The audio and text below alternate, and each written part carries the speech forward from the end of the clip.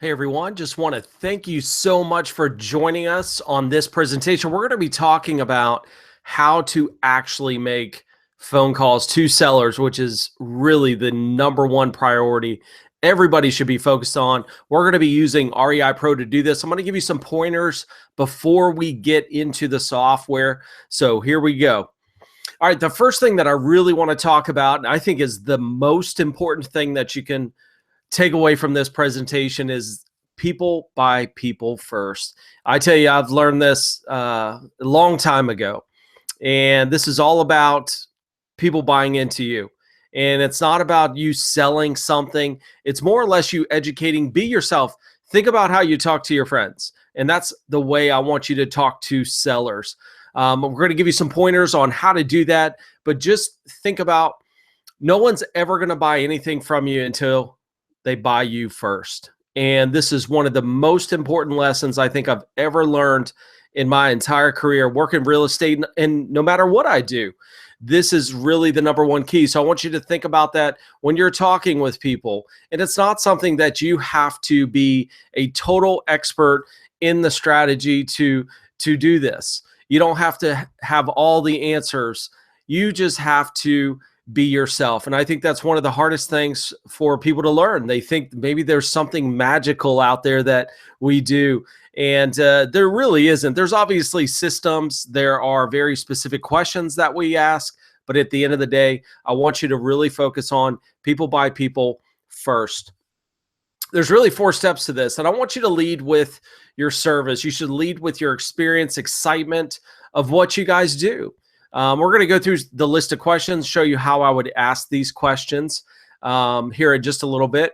But don't try to sell somebody right off with your service. I remember when I got started, it was like, hey, a lease option is a lease agreement combined with a purchase agreement. You have blah, blah, blah, blah. And next thing you know, the people would hang up their phones. So just talk to people, find out information, keep it very low key. And don't just jump right out there and say, hey, would you be interested in this? People are just going to put up walls, shut you down. They need to hear you. You need to hear them. And you're going to be able to react better and ask better questions when you do so. Number 2, show people how your service works.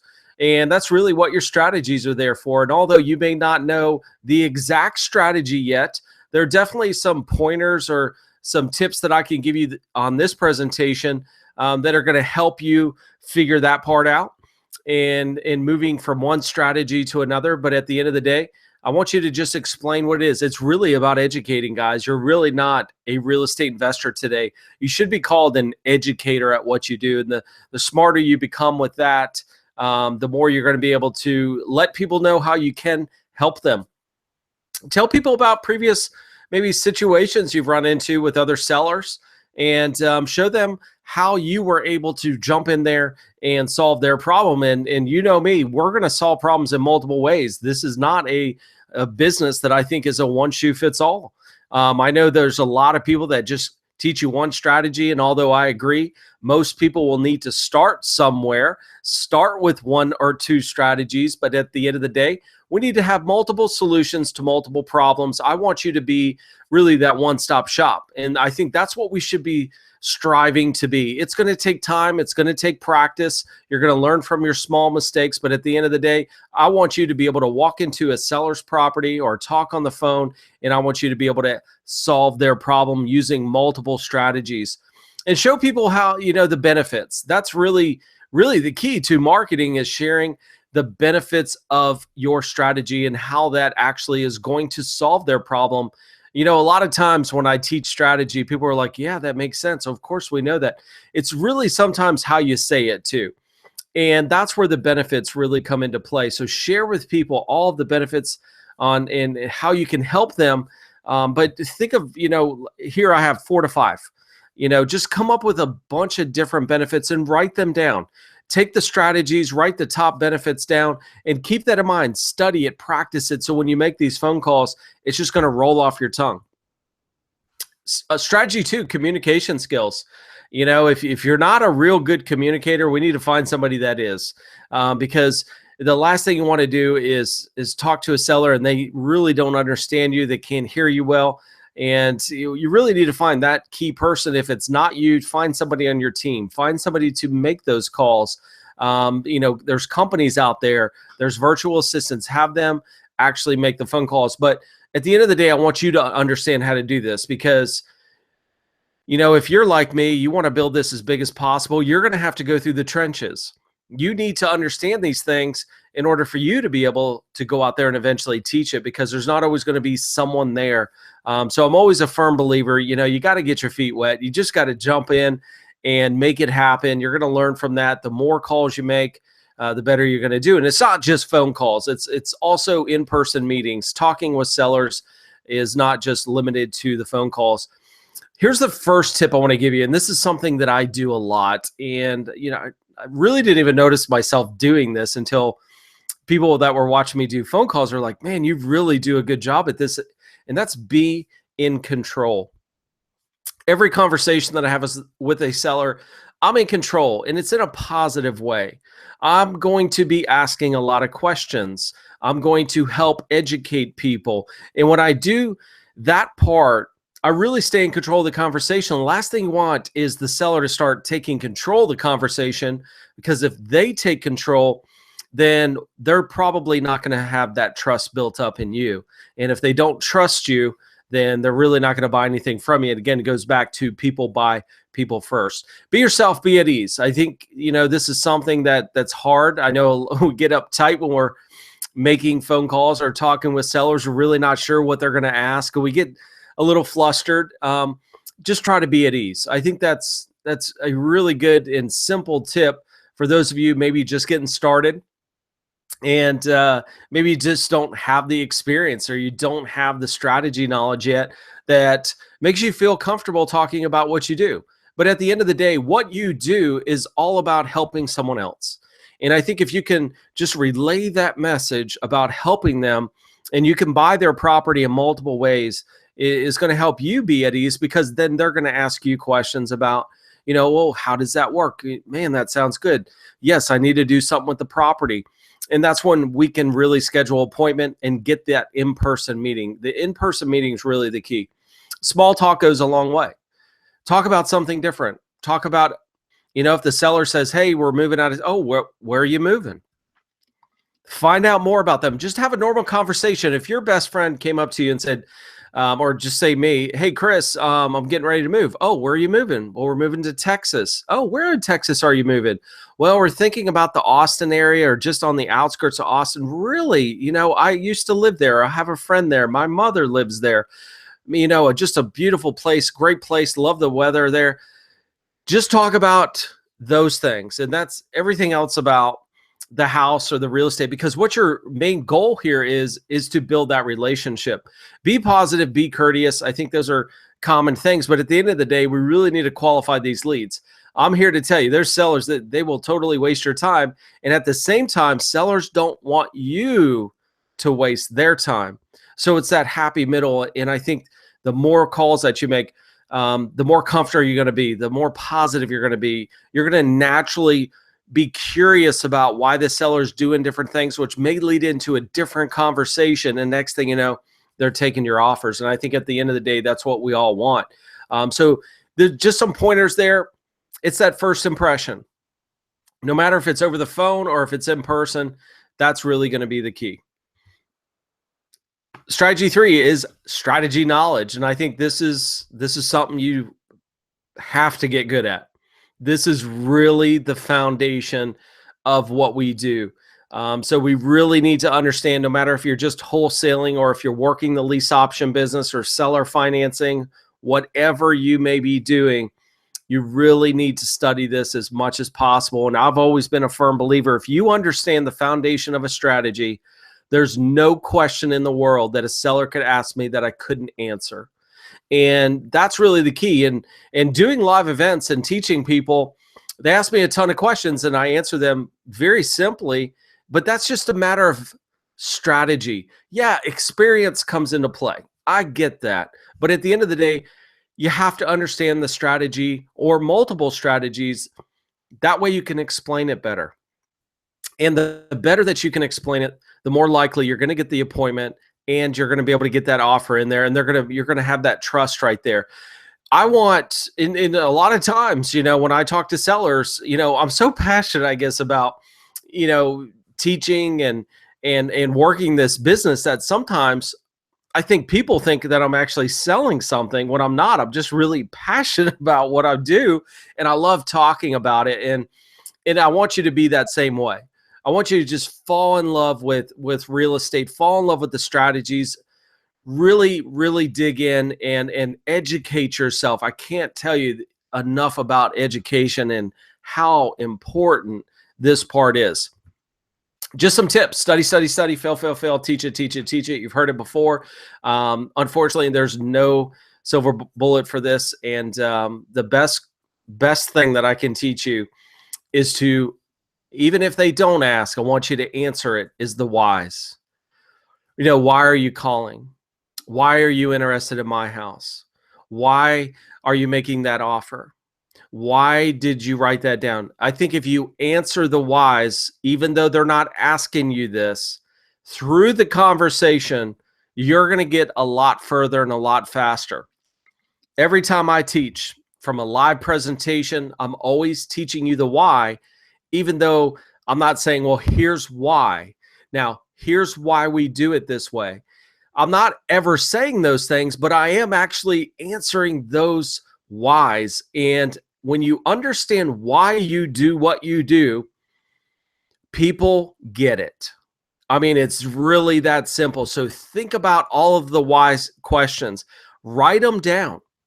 If you were the seller and you were in those shoes, write down all the questions you would ask and answer the why. I think that is one of the most valuable tips as well as people by people, because this is something that we do. And a lot of people, they fall in love with our teaching and they watch all of these YouTube videos and they just say, it's just the way you teach it. I don't know. It's your demeanor. You're laid back. I don't know. You say it in a way that just clicks with me. Well, guess what? It's because I'm telling you the whys in the business. And I want you to do this to sellers and as investors, buyers, anybody that you come in contact with. You really want to answer these whys. Stop the fear of phone calls. I know when I got started, I was a nervous wreck. It was almost like I dialed the number and I was like, oh, please go to voicemail. Please go to voicemail, because I was just nervous. It was something new. And I've really never did it before, and I didn't know what to expect. And I think this is where the fear sets in, and we just need to let it go. I mean, really, what's the worst that could happen? They say no. And I've realized it's not the no's that you're worried about. It's someone actually saying yes. That's where we're like, uh-oh, now what? But here are the four biggest things that we've seen. Fear of rejection. I mean, look, nobody wants to be rejected. It's going to happen. It is the way it is. Not everyone's going to listen to you. Not everyone's going to believe in you. It's not always the right situation or the time. It's okay. Let it go. Because every time you get a rejection, you're just one step closer to someone saying yes. And I've always try to approach this in a positive way. And I want you guys to look at this business as a positive. I see so many people, they try to force the deal. They try to force it by saying things that wouldn't naturally be said by them. And you don't have to do that. You're going to get some no's. It's okay. Number two is the fear of lack of knowledge. I think the more we learn, the more we realize we don't even know anything, right? At some point, you got to take action. You can't be the person that just sits around and, hey, I've got to study more YouTube videos. I've got to get more education in. You know what? You're going to be learning the rest of your life. So there you go. Get out there, take action. That's really going to be the key. Fear of messing up. Guess what? You will. But here's the good news. When you're talking with sellers, especially over the phone, they don't know you're messing up. You'll go back and say, man, Chris, I wish I asked that one question. Man, I should have said it this way. Those are the things that I want you to take away. I want you to learn from. I don't want you to just sit there, oh, they didn't take my offer. Hey, they don't want to talk to me. Figure out how you can improve. How do you get better over the phone? Write these things down, improve that part of it so you can actually do better. Focus on the next one. I remember, hearing the tip from Bo that, hey, they started calling in areas that they weren't even interested in.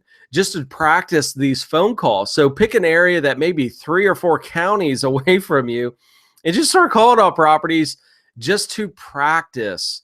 So I thought that was a really good tip. I want to pass that along. And I think number 4, a lot of people are not going to believe me here, but it's fear of actually making money.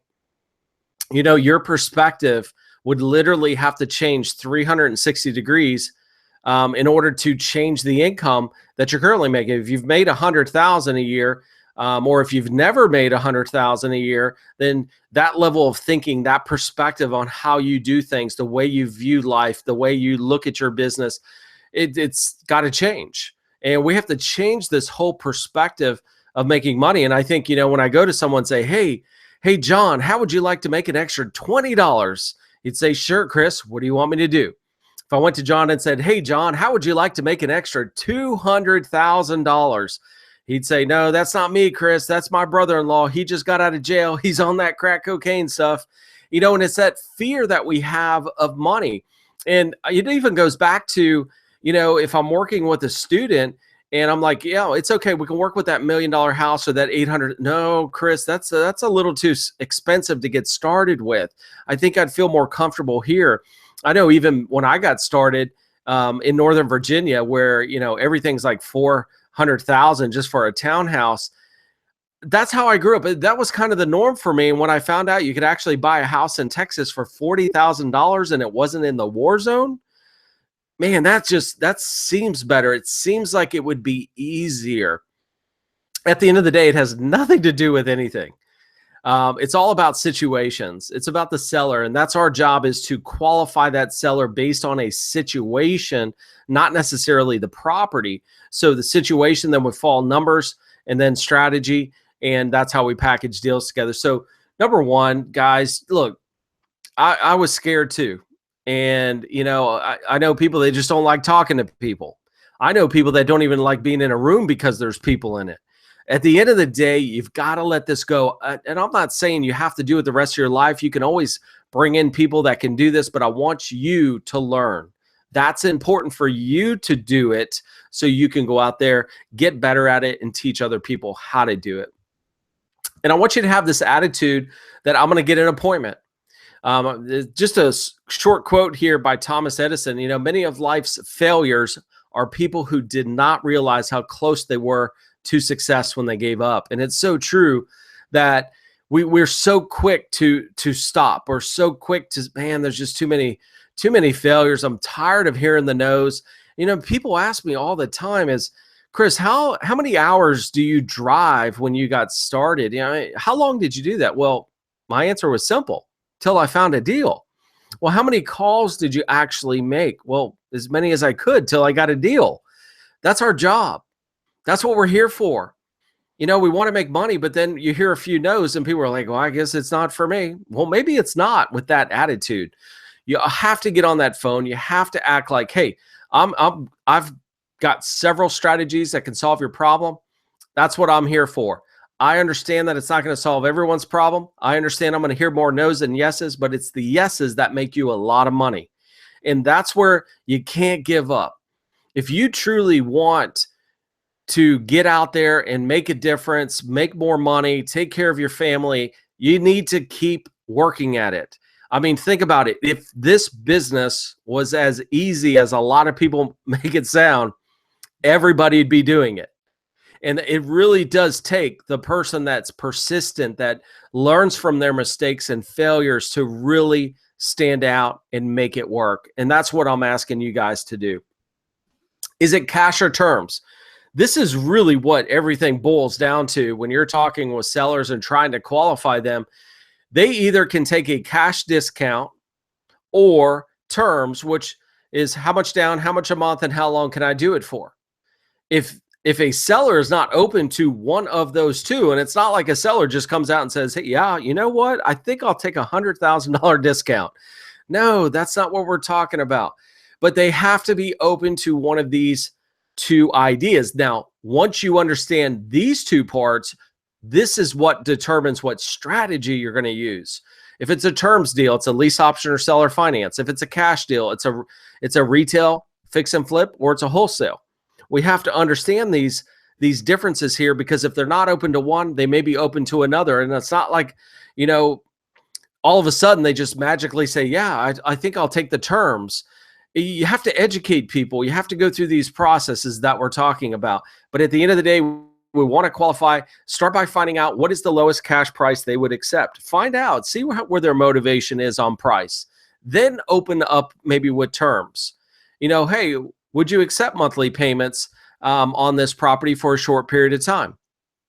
Find those, and we're going to go through these lists of questions in REIPro in just a second, but it's either cash at a discount or terms. So your goal is to determine what they are open to. I get it. They may not understand all the ins and outs. Guess what? If they did, they wouldn't need you. And most people don't know what to do. So find that out by qualifying them through the questions we're going to go through here in just a second. But offer both, right? If the seller says no to terms, don't try to convince them. I think this is one of the things that I see a lot of people really do a bad job at. I've realized that you can't convince anybody. If I have to convince you, that is like the hardest thing for you to do, because it's so hard when somebody makes up their mind. Now you're just going back and really trying to convince it. You can't do it. And that's when you know that I needed to do something better previous to that convincement. So if I didn't do a great job in the beginning, if I didn't ask the right questions, they're not going to be convinced. They're not going to buy into you. They're not going to believe you. And when you make multiple offers, educate them. Educate them on what it is you're doing and what are the benefits of each particular one, and let them decide which is best. And just a few pointers here that I want you to remember. Definitely mention these things while you're talking with sellers. And this sounds so simple, but you have to almost draw out the conclusion in a lot of these conversations. And it's funny, you know, I'll teach people a strategy, and at the end of the day, they're just like, wow, you know, I kind of already knew this. And no, you didn't know that before you walked in these doors to learn exactly how to do it. But remember these key points, because I want you to mention them. Just a reminder.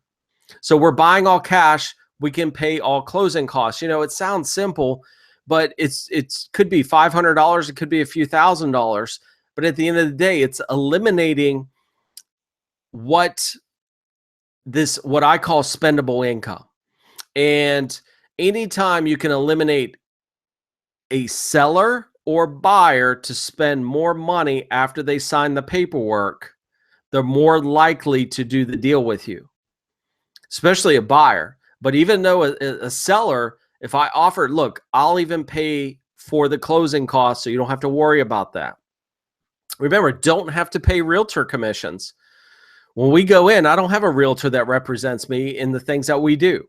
So we don't have to pay that realtor commission, which all commissions are paid by the seller. So remind them of that. Remember, they don't have to fix anything. I like to take the properties as is. If the property needs a lot of work, I'm just going to use that in my negotiation. Okay? Because now I've got to go in and put all this money into this property. You can receive on-time monthly payments if it steers towards maybe more of a terms deal. Okay? I always like to say on time. Okay? Because the last thing you want, I think a seller wants, is, oh my gosh, now I got to rent the property out. What happens if they don't pay me? That's usually the first thing that they say. Then the next one, what happens if they tear up the house? You know, ultimately, I just want to get rid of the house. No, I get that you want to get rid of the house. And I like to ask this question, definitely want to write this down, is I always ask, what are you going to do with the property if it doesn't sell? And it's funny how that shocks people to think, well, no, I'm going to sell it. Well, I understand you want to sell it and that's your goal, but have you thought about what you would do with the property if it doesn't sell? Well, I'd probably rent it. Well, you wouldn't rent it. That's why I'm bringing up the lease option. I think that's a smarter approach. It's definitely going to be a win-win. So that could lead into maybe something else. But now they're thinking about, well, if I don't sell it, I guess I'd have to rent it. And that could open up a terms deal. So bring this stuff up in the conversation and definitely highlight your ability to move quickly, close fast. If it's a cash deal, if it's a terms deal, you can move quickly on these things. Time is really one of the most valuable things that we all have. And that right there, just the ability to move quickly is going to help separate you from somebody else. All right, so now what we're going to do is I'm going to get into step 2. I'm just going to pick a property, but you can literally go into any one of these properties inside of REIPro, and I want you to move to step 2, because that's really going to be the key. And let me get to it real quick, and then I'm going to get you over to there. All right, let me present that to you guys. So here, I'm just in a property inside of REIPro. Now, you've already done your due diligence. No matter how you found the property, if it's for sale by owner, whatever it may be, I want you to click on phone scripts down here. Of course, you can find people's phone numbers right here, but go to phone scripts. And the very first thing, we're going to carry some information over for you. The rest of it, we're going to fill out. So go to step 1 where it says make the call. And here we're going to give you an opportunity to choose vacant lead, for sale by owner, for lease, pre-foreclosure, and so forth. Let's just pick, we'll just keep a vacant lead. Let's just assume you drove by a property, didn't have a for sale sign, no for rent sign, no signs whatsoever, and there were a ton of signs that it could be potentially vacant. We added the property to REIPro. We found out that the tax bill address is different than the property we're inquiring about, meaning that most likely it's either vacant or transition between renters, or it could have a renter in there. It just looks vacant. But definitely be sure that it is vacant. You want to make sure that the owner does not receive their tax bill information there, meaning that they could live there, because years ago, which sounds like a funny story, but I called this house, and of course I wasn't very good at talking to people. And I was like, yeah, my name is Chris. I was calling about that house that you own. It is a pretty trashy house. When I drove by, I just wonder if you'd be interested in selling it. And they're like, we live here. Whoops, wrong number, you know. So make sure that it is potentially vacant. And so we changed up our script here years ago just to make sure that you guys get it right. So hi, my name is Chris. I was calling about a property you own located at 109 Laurel Court in Peachtree City. It appeared to be vacant, and I was wondering if you'd be interested in selling. Now, keep in mind, guys, that there's no for sale sign, there's no rent sign, so this is going to be almost a surprise call here. And so you want to say this like it's no big deal. You know, hi, my name is Chris. You know, I was actually calling about a property at 109 Laurel Court, and it appeared to be vacant. I was just wondering if you'd be interested in selling. If you hear a pause, then I want you to continue the conversation. Say, well, I was just driving in the neighborhood. I'm actually looking to buy some properties in the area. Now, that was a very important sentence, because a lot of times, what are people going to ask you? Are you a realtor? No, I'm not a realtor. Oh, you an investor? As soon as you say yes, the first thing a seller's going to think of is you're going to lowball me. Okay? If it's a realtor, oh, you're just trying to get a listing. So when I say I'm in the area looking to buy several properties, that's really telling the seller that I am an investor. And they say, oh, you're an investor. The next sentence I want you to say is, I am an investor, but I'm not the typical investor. We can actually pay up to full price for properties. The reason why you say that is because I could structure a lease option or terms deal and actually pay them full price. Okay, just because it's vacant doesn't mean that it's distressed. It could be in perfect condition on the inside. I don't know how I'm going to buy your house at this point, but keep that in mind. So number one, I've identified myself as being an investor without saying I am. They asked me, Chris, so you're an investor. Yes, I'm an investor, but I'm not the typical investor. I can actually pay up to full price. Can you tell me a little bit about your home? I'm going to steer off of that, get them to start talking about the home.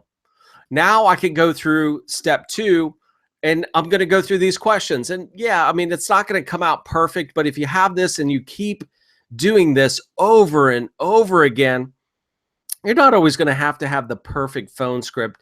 And there is no perfect phone script, period. You know, there may be questions that you like to ask and things of that nature, but at the end of the day, there's really no perfect phone script, because I don't know how I'm going to buy your house yet. It could be a lease option, could be seller finance. I may wholesale the deal. I'm going to have multiple strategies. Again, that's something I want you guys to work hard at and get really good at, is the multiple strategies. So here we go. Number one, I'm going to ask them if it's listed. Just because there's not a for sale sign by a realtor does not mean it's not listed.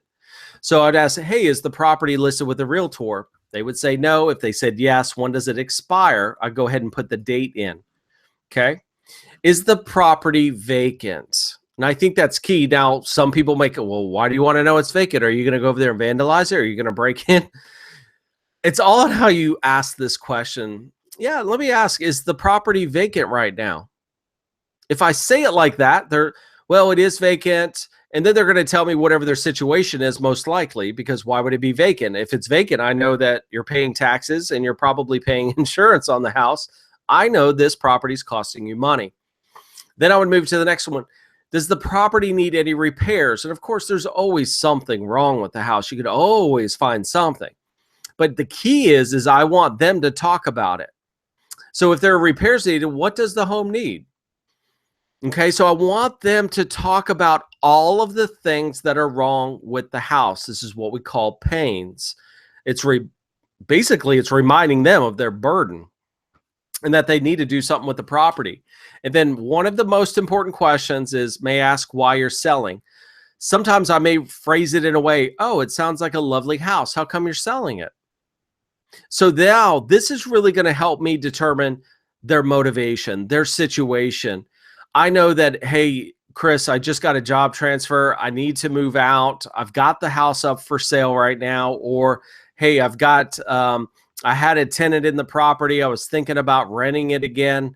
This is really going to help guide me into understanding what they would be open for, what strategy, and really walk you through, I guess, more steering you on the right path. Because if I hear a seller go, well, I wasn't really thinking about selling, but maybe I do now that I'm talking about all the things that are wrong with the property, I'm going to probably stop them and say, I'm not going to ask them, how long you've been trying to sell, obviously. Well, let me ask you this. What would you take for the property? What would be your asking price? Whatever they say, is that negotiable? So you got to say this in exact order. Trust me, we got this down. So asking price, is that negotiable? And of course, most people say yes. If they come back and say, nope, this is what I want, I won't take a penny less. Well, then you have to ask yourself, are they even motivated? Okay. And if they're not going to take a penny less, their pet peeve is sales price. I would move straight to terms from this point. I would literally say, well, okay, I understand that, you're not negotiable on the price. Well, let me ask you this. And then I would go into the additional questions, which we're going to get into just in a second. Then once they say most likely yes, well, let me ask, if I could pay cash and close quickly, what do you think the least amount you would accept? And sometimes it's pretty amazing how far off the sales price. I mean, 10, 20, 30 grand, they'll actually come off the sales price. Okay. And then I always come back and say this, is this the best you can do? So no matter what, there is a step-by-step system. We're really trying to find out what is that bottom number, because at the end of the day, you can't take a number and then you work a lead and you find out, well, that's not going to work. Well, you've just wasted a bunch of time. You've wasted not just your time, you've wasted the seller's time. So is that the best you can do? If it is, great. Do you need to be cashed out, or would you accept monthly payments short term? Now, again, they may not understand what you mean by this, and that's where we're going to educate people. So now I'm going to move into some additional questions. If we can agree on price and accept responsibility for future repairs, would you consider a lease purchase or seller financing? Now, a lot of times I say lease option, but to a seller, a lease purchase sounds better. It's just changing a word. Okay, so sometimes, or you may say rent to own. Maybe rent to own is a common word where you live. So you got to figure those things out. But a lease option sounds really good to a buyer, and a lease purchase sounds really good to a seller in general. If you say rent to own, most people will probably know what you're talking about. So if I know that I'm talking maybe to someone that's elderly, I would probably say just rent to own, because I don't want to confuse anybody. So take that in consideration. Think about what's more common where you live, and then use those terms. Now, if they're not motivated on that or interested in that, a seller could easily come back and say, no, I really want to sell it. I've got to sell this house. I'm making them, the monthly payments on this house. I really just need to get rid of it. Now, what they're telling me is that they really probably don't understand the strategy as far as terms, but I know they're motivated because they need to do something. This is costing them money. They brought into the conversation that I've got to do something. I'm making monthly payments on this. This is costing me money. I just need to get rid of it, get rid of the burden, be done with it. But here's the thing. What happens if it doesn't sell? Then what are they going to do? So this is costing them money, and that's where maybe the time will dictate if I am open to that, Chris. Tell me more about that rent-to-own program. Okay. We're going to probably make multiple offers on this, no matter if they say no or yes, because I know the fact that it's costing them a lot of money and they said so. Now, if they come back and say, no, this is what I want, I'm not taking a penny less, then of course you could move on to the next seller. Usually when I move on, I always say the same thing. I say, well, let me drive by, take a look at the outside, and is this the best number I can reach at? I'll give you a call if I want to schedule an appointment. If you hear me say that, I'm not interested. I moved on. I'm not trying to figure out how to make the deal work anymore. I see so many people trying to figure it out. Look, they've already told me what I need. I try to qualify them. They're not qualified. I need to move on. End of story. If they're open, well, I'm not really sure what that means. I possibly might. I'm going to look at it. I'm scheduling an appointment right there.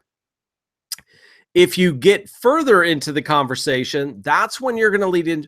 What is the least amount down you would accept for the property? Now, sometimes I don't go down this path, okay? If I know that a seller is open to something, I'm probably just going to schedule the appointment right there. That's the end of conversation. I'm going to look at the property because I know building the relationship in front of them where they can meet me in person, I'm more likely to really build that trust. I'm more likely that the seller's going to take my offer. But sometimes I'll continue the conversation. Well, what monthly payment would you accept? I'm going to really just understand what terms they would be open to.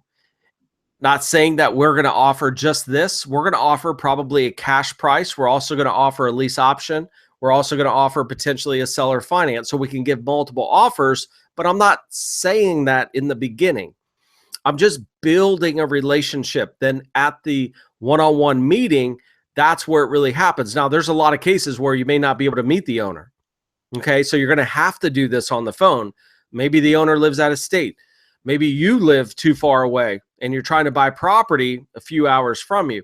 So there are things that, times or, specific situations where you can't meet the owner, but that's where I really want to build the trust, is that face-to-face. Then if the seller's motivated, again, you can go a little bit further depending on how the conversation goes. But generally, when I know that they're motivated, I know that they're open to either a cash discount, I know that they're open to terms, I am scheduling the appointment right there. I'm done. And basically what I'll say is, great, when can I come look at the property? And that's when I'm going to schedule a time. When you hear me say that, that's end the conversation. We're tired of talking about it. I already know they're qualified. Then let me go build a relationship. Let me look at the property. Let me understand the condition. Let me hear your situation a little bit more. I want you to talk about more pains that you're going through. Then I can go run numbers. Then I can make an offer. I see a lot of, you'll have sellers out there that say, well, what would you offer me? Well, I don't know. I haven't seen the property. I got to come out and look at the property. That sounds such common sense when I say it. But most investors are like, well, I don't know. Would you take this? Well, how can you even make a intelligent offer over the phone? You haven't even seen the property yet. Somebody's got to see the property. I don't care if it's you, a friend. Somebody's got to go look at the property, take pictures, understand the situation. You're going to just do more deals talking with the owner, dealing with them directly in person.